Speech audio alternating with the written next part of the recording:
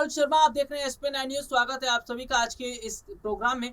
और प्रोग्राम की शुरुआत हम कर रहे हैं स्मृति ईरानी से। स्मृति ईरानी लगातार गिरती चली जा रही है। स्मृति ईरानी के गिरने की सबसे बड़ी वजह यह है कि वो अपनी बेटी का बचाव कर रही है। जी हाँ, उनकी बेटी जो बार रेस्टोरेंट चलाती हैं और गोवा में बहुत बड़ा नाम है उस बार का। जी हाँ, अगर बात करें, एक से एक महंगी दारू आपको मिल जाएगी, एक से एक जो है आपको महंगी ब्रांड के जो है वो शराब आपको मिलेंगे। वहां पर बहुत बड़े बड़े वीवीआईपीज लोग आते हैं। जी हाँ, बहुत बड़े बड़े पैसे वाले आते हैं उस बार में, जिस बार को चलाती हैं स्मृति ईरानी की बेटी। और स्मृति ईरानी की बेटी की उम्र भी देखिए कितनी है, महज 18 साल है।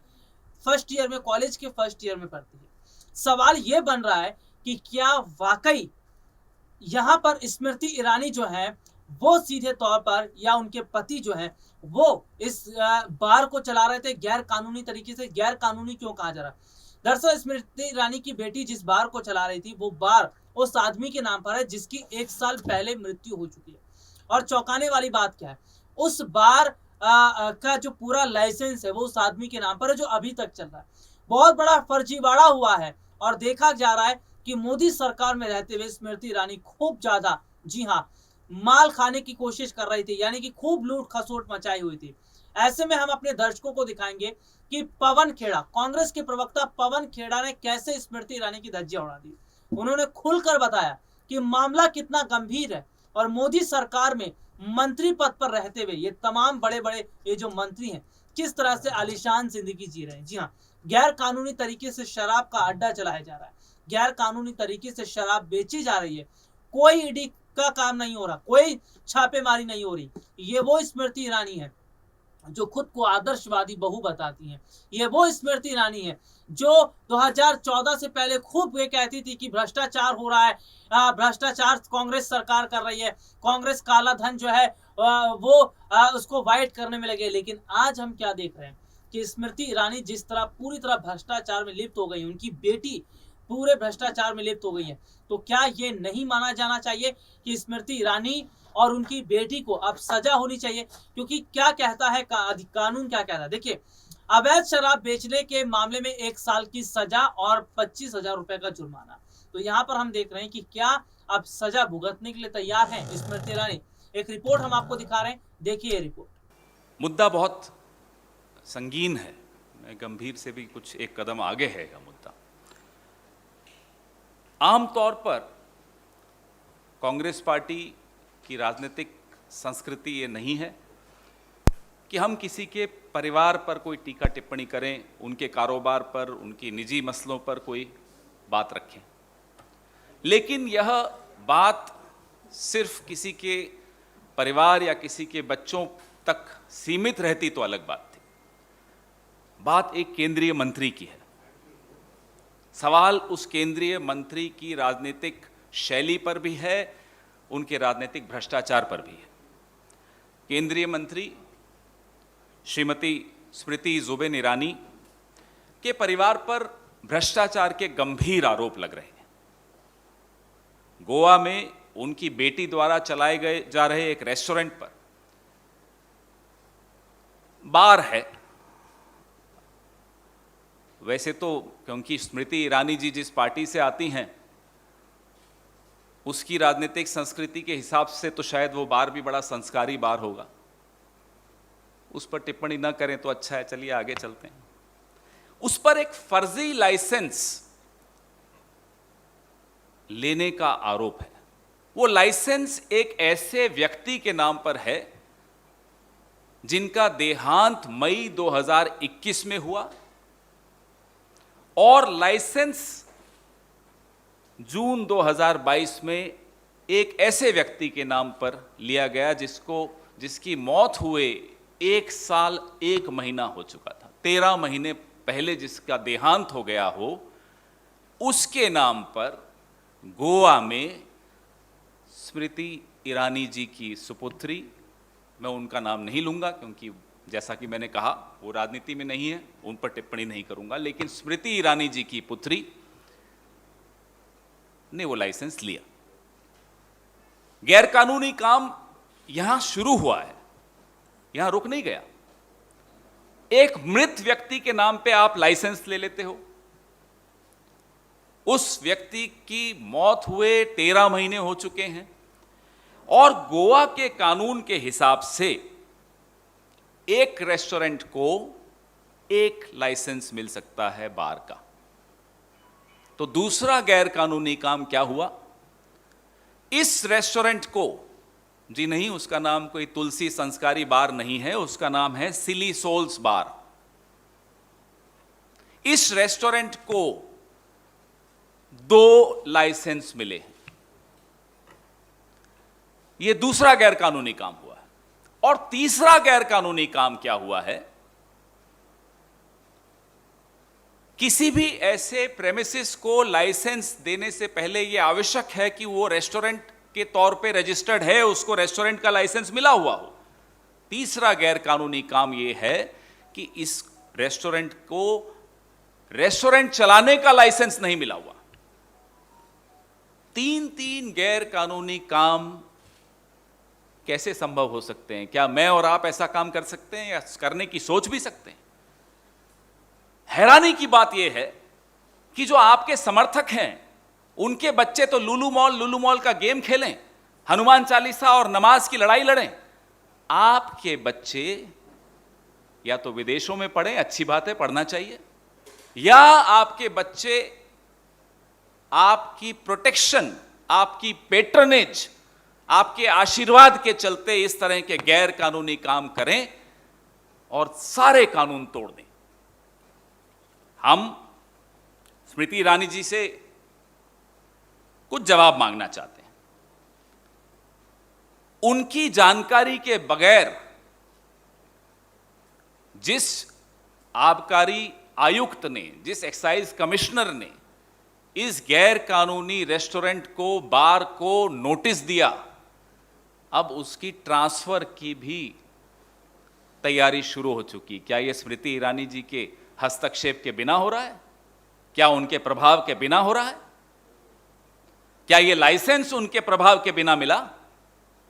क्या यह कानून उनके प्रभाव के बिना तोड़ा गया? और आज सुबह हमारे जयराम रमेश जी को सूचना मिली, आज सुबह एक बड़ी विवादास्पद सिक्योरिटी फोर्स है, थंडर फोर्स सिक्योरिटी, उसके बाउंसर्स सुबह से ही उस बार और रेस्टोरेंट, गैर कानूनी बार और गैर कानूनी रेस्टोरेंट के आसपास घूम रहे हैं कि कहीं कोई पत्रकार नहीं आ जाए। तो आप लोग तो बड़ा ध्यान रखिएगा वहां जाने से पहले, बाउंसर्स घूम रहे हैं। स्मृति ईरानी जी, हम आपसे यह जानना चाहते हैं, यह धांधली किसके इशारे पर हो रही है? कौन आशीर्वाद दे रहा है इस धांधली को? किसका प्रभाव इस्तेमाल हो रहा है? तो देखा आपने पवन खेड़ा ने क्या कुछ कहा, और सीधे तौर पर अब हम बात कर लेते हैं स्मृति ईरानी की। स्मृति ईरानी खुद का बचाव कर रहे हैं। स्मृति ईरानी कह रही है कि उनकी बेटी की गलती बस इतनी है क्योंकि उनकी माँ राहुल गांधी और सोनिया गांधी के जो है सच्चाई बता रही है। अगर स्मृति ईरानी राहुल और सोनिया की सच्चाई बता रही है तो क्या आज स्मृति ईरानी की सच्चाई नहीं आ गई है? समझने की कोशिश कीजिएगा। स्मृति ईरानी की लड़की, जिसकी उम्र 18 साल है, महज 18 साल है, कॉलेज के फर्स्ट ईयर में वो पढ़ती है। जरा सोचिए उसके पास इतना पैसा कहां से आया है कि उसने बार खोल लिया। उसके नाम पर इतना बड़ा बार है और बार में महंगी महंगी दारू है, महंगी महंगी शराब है। वहां पर लोग आते रहते हैं, बहुत बड़े बड़े रिहायशी लोग आते हैं, जाहिर सी बात है, आते हैं, दारू पीते हैं, और वहां का जो थाट बाट है बहुत महंगा है। दारू तो खत्म होती होगी, शराब खत्म होती होगी, उसको मंगवाना पड़ता होगा। मंगवाने के लिए पैसा कहां से आता है? स्मृति ईरानी की बेटी के पास। यहां पर हम देख रहे हैं कि स्मृति ईरानी की बेटी एक मोहरा है। स्मृति ईरानी की बेटी को केवल वहां का जिम्मेदारी दी गई, लेकिन असली खेल स्मृति ईरानी कर रही थी, उनके पति कर रहे थे। तो सीधे तौर पर हम देख रहे हैं कि जब पूरी तरह फंस गई है स्मृति ईरानी, तो उन्होंने रोना धोना शुरू कर दिया है ताकि इमोशनल कार्ड खेला जाए। लेकिन स्मृति ईरानी का एक भी काला जो झूठ है वो बिल्कुल सामने आ गया है, और उनका एक भी यहाँ पर तरकीब कामयाब नहीं होगी। स्मृति ईरानी क्या कुछ कह रही है अपने बचाव में, देखिए। 2 अधेड़ उम्र के पुरुषों ने एक 18 साल की लड़की की इज्जत की धज्जियां उड़ाने का दुस्साहस किया।